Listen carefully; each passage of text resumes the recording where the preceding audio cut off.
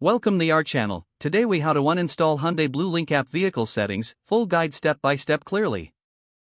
To uninstall the Hyundai Bluelink app from your device, start by locating the app icon on your home screen or in your app drawer. Press and hold the Hyundai Bluelink app icon until a menu appears. On Android devices, select Uninstall from the options that pop up. Confirm your choice by tapping OK in the confirmation dialog. For iOS devices, tap Remove App after holding the icon. Next, choose Delete App in the pop-up menu to confirm your action. If you are uninstalling the app from a vehicle's settings, access the vehicle's main menu. Locate the Settings section in your infotainment system. Scroll to find Connected Services or Applications. Select the Hyundai Bluelink option from the list. Tap on Uninstall or Delete to remove the app from your vehicle. After uninstalling, it's a good practice to restart your device to ensure all changes take effect.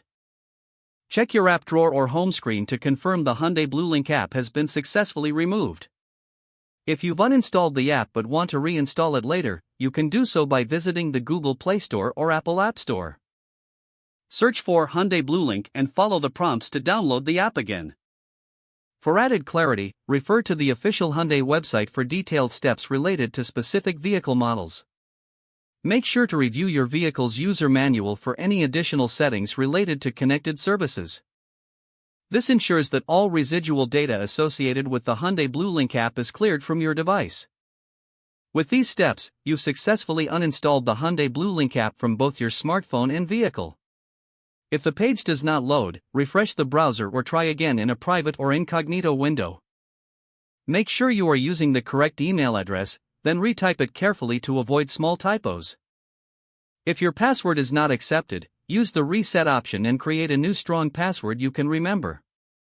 Check your spam folder for verification or security emails, then complete any requested confirmation steps.